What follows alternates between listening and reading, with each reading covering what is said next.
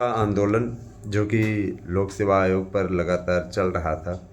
उत्तर प्रदेश के माननीय मुख्यमंत्री जी ने इस पर संज्ञान लिया, चूँकि वो झारखंड और महाराष्ट्र के चुनाव प्रचार में बिजी हैं।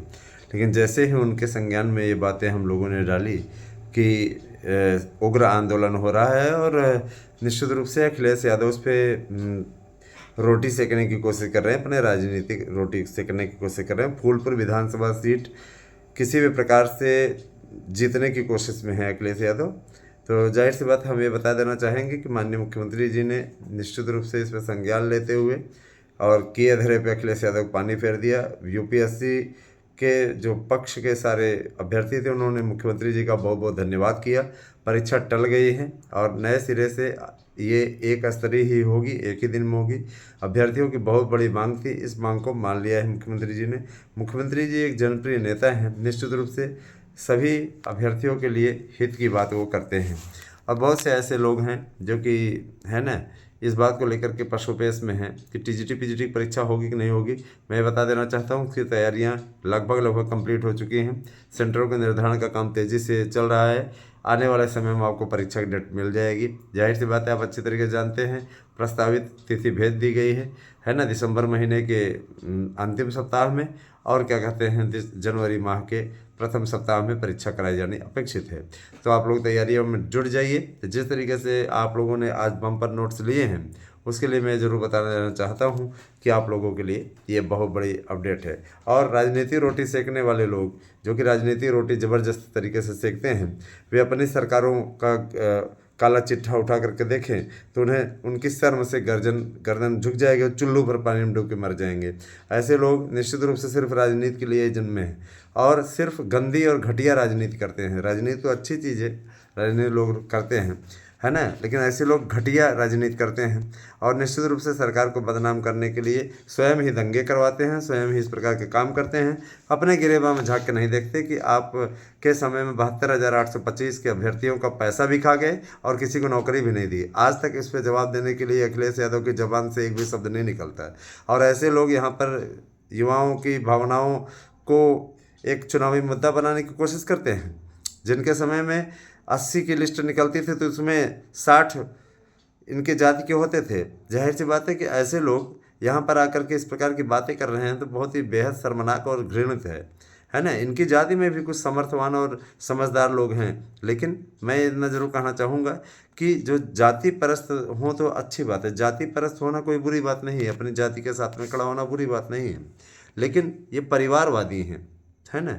और इनको यही मेंटेलिटी इनकी है हमेशा से ही। मैं तो उसको कहना चाहता हूँ, मैं मुख्यमंत्री जी को बहुत बहुत धन्यवाद देना चाहता हूँ कि उन्होंने अभ्यर्थियों के मामले को संज्ञान में लिया और निश्चित रूप से आरओ की परीक्षा को टालने का निर्णय नए आयोग ने लिया है। और आयोग ने कहा है कि अभ्यर्थियों के हितों से किसी प्रकार कोई समझौता नहीं किया जाएगा।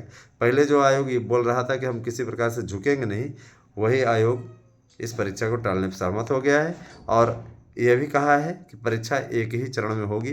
अभ्यर्थियों की मांग मान ली गई है। अभ्यर्थी अब अपने अपने घरों को जाने के लिए तैयार हो गए हैं और एक कमेटी गठित करने का और समन्वय बैठाने का भी आदेश माननीय मुख्यमंत्री जी ने कहा है ना, कि उसके लिए आप एक समन्वय बनाइए, एक ऐसी स्थिति बनाइए जिससे कोई समस्या ना हो। और एक तरीके से कहते नहीं कि हाथ में आती हुई थाली को मुख्यमंत्री जी ने छीन लिया, तो जैसे ये दूसरों के हाथ की थाली छीने हैं अखिलेश यादव, है ना। नौकरी लगते लगते लोगों के 2 दिन बाद उनको नौकरी मिलने वाली थी, जाके कोर्ट से स्टे ले लिया। और कोर्ट को भी ये मामला देखना चाहिए था, हाई कोर्ट की सिंगल बेंच कह रही विज्ञापन निकाली और डबल बेंच रोक लगा दे रही काउंसलिंग पे।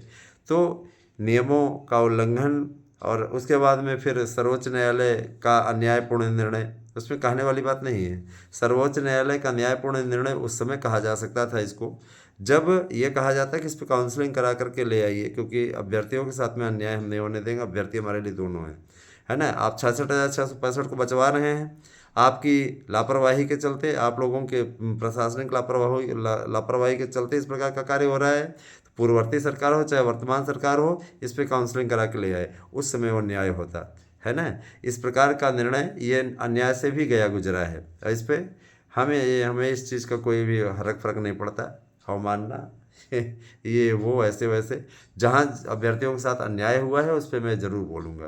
और जाहिर सी बात है, माननीय चंद्रचूड़ सिंह जी ने जो कि चीफ जस्टिस थे, उन्होंने बहुत ही सही निर्णय इस पर दिया था कि अगर कोई गलत चीज़ हुआ है तो उसकी आलोचना आप कर सकते हैं। और मैं ये चीज़ बता देना चाहता हूँ कि टीजीटी पीजीटी प्रवक्ता एलटी सभी भर्तियों के लिए तैयारी चल रही है। कतिपय ऐसे भी हमारे मित्र आ जाते हैं जिन्हें, है ना, नोट्स चाहिए होता है और वो टालम टल्लू वाला काम करते हैं। तो टालम टाली वाला काम ना करें, आप लोग निश्चित रूप से नोट्स लीजिए बहुत ही बेहतरीन तरीके से। और मैं ये देख रहा हूँ बेहतरीन तरीके से लोग नोट्स बुक कर रहे हैं, है ना। एक अभ्यर्थी बहुत दिनों से पूछा हुआ था, अब आज पेमेंट उनकी ओर से भी आई है। निश्चित रूप से सबका नोट्स सबको प्रोवाइड करा दिया जाएगा, किसी प्रकार घबराने की ज़रूरत नहीं है।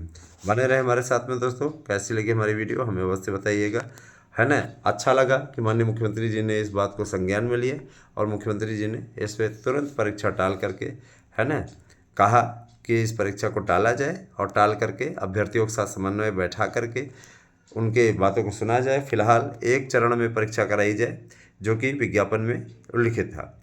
आगे आने वाली 2024 की जो भर्ती होगी आरओ की, उसमें जो विज्ञापन निकाला जाए उसमें समन्वय बैठा करके अगर अभ्यर्थी इस पर सहमत होते हैं उन्हें पूरा फार्मूला समझाया जाए। उसके बाद में अगर उनकी सहमति होती है छात्र संगठनों की तो उसके बाद ही इसको लागू किया जाए।